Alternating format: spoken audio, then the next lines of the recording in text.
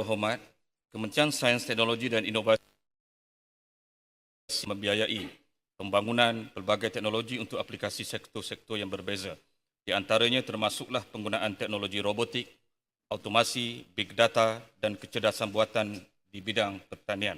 Untuk memastikan inisiatif pertanian pintar dapat dilaksanakan di Lembaga Kemajuan Tanah Persekutuan, Felda, satu lokasi tanah rancangan Felda telah dikenal pasti sebagai sandbox bagi melaksanakan ujian lapangan untuk menilai daya maju teknikal serta kepatuhan piawaian dan peraturan sedia ada di Felda Mempaga.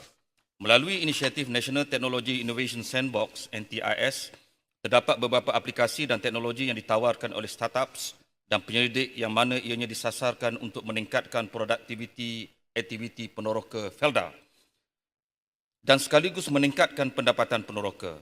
Sebanyak 5 startups yang telah dikenal pasti membawa pelbagai aplikasi dan teknologi bagi meningkatkan produktiviti dan pendapatan peneroka Felda.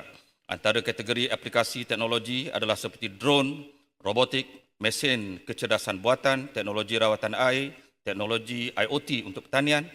Kesemua startup ini telah dicadangkan kepada pengurusan Felda untuk dipilih berdasarkan kepada kesesuaian dan kesediaan infrastruktur Felda. Untuk makluman ahli yang berhormat, teknologi yang berikut telah dicadangkan untuk program NTIS di Felda Mempaga.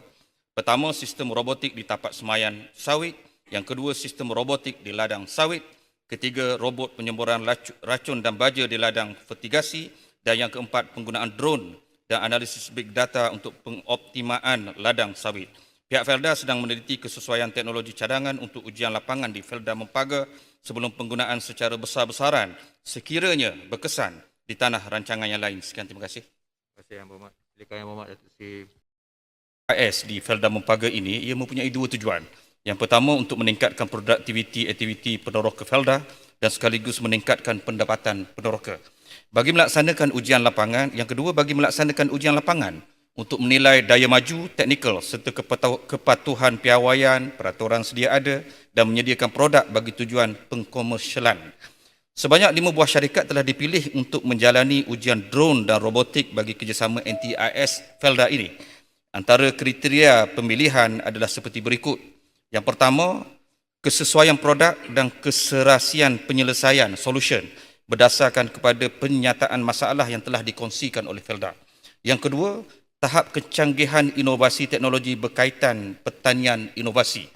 Yang ketiga, sah, yakni teknologi itu syarikat yang berkenaan adalah pemegang sebenar bagi teknologi harta intelek yang dicadangkan.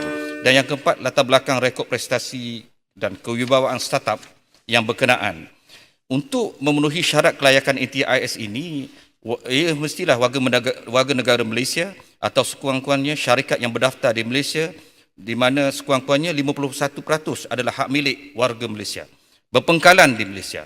Dan yang kedua, pemohon utama mestilah warga negara Malaysia yang berumur 18 tahun dan ke atas dan menetap di Malaysia sepanjang program ini. Terima kasih. Terima kasih Yang Berhormat.